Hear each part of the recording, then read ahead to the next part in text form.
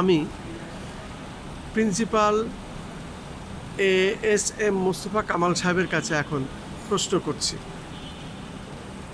দেশে যে বন্যা পরিস্থিতি এবং বেশ কিছুদিন টানা ঘন বর্ষণ হয়েছে, তাতে রাজধানী ঢাকাসহ দেশের অনেক অঞ্চল প্লাবিত হয়েছে।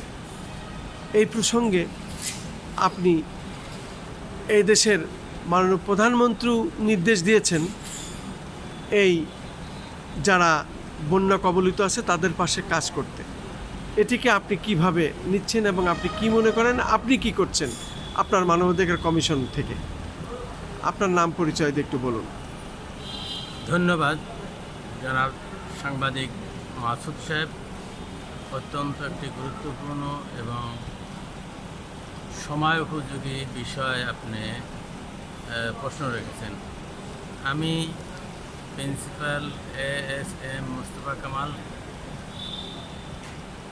চেয়ারম্যান বাংলাদেশ জাতীয় মানবাধিকার পরিষদ।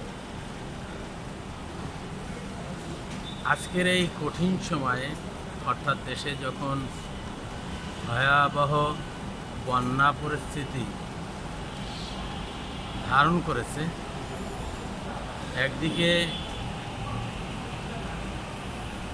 নদীর পানির ঢল, অন্যদিকে প্রবল বৃষ্টি, ভারী বর্ষণ, এই দুই পানির চাপে চট্টগ্রাম, কক্সবাজার সহ বিভিন্ন জেলায় প্লাবিত হয়েছে। ঘরবাড়ি